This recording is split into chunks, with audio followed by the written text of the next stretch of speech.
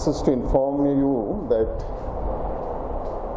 we initially received some information that Mr. Babu Kavlekar had assets or properties acquired in the state of Kerala. So based on that source, we conducted a verification drive into his entire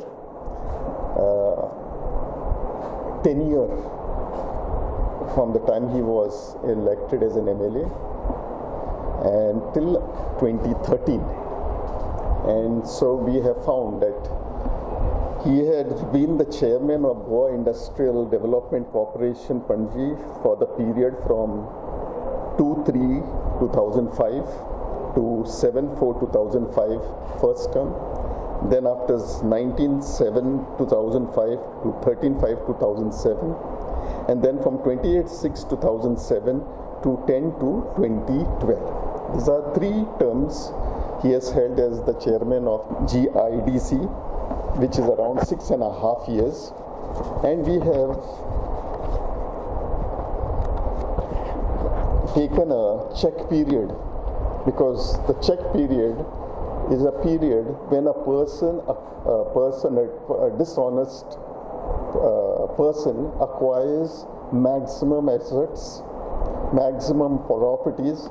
So that period is between 1/1/2007 to 30th/4/2013.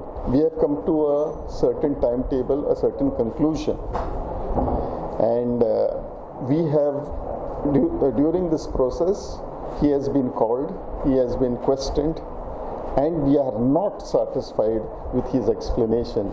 I repeat, he has not been able to give us a satisfactory reply. It is because of that we have to register this case. That he has acquired properties worth about 12 crores 50,000 45 lakhs 256.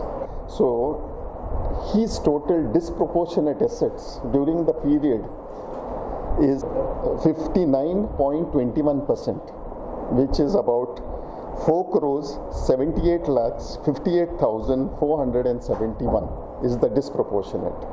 That we took a long time, but you have to understand that many of the properties were when we received it, were in the language which we didn't understand, that is Malayalam.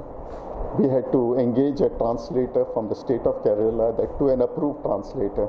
Teje garacher, magi teje ek MLA office and Kepe, and his commercial offices. Teje 4 companies ha.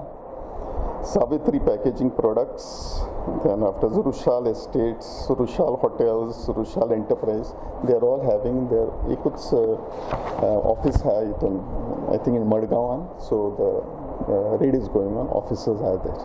If the wife is a director of the company, okay, so by collateral damage she also becomes an accused, because all income tax and everything is filed together.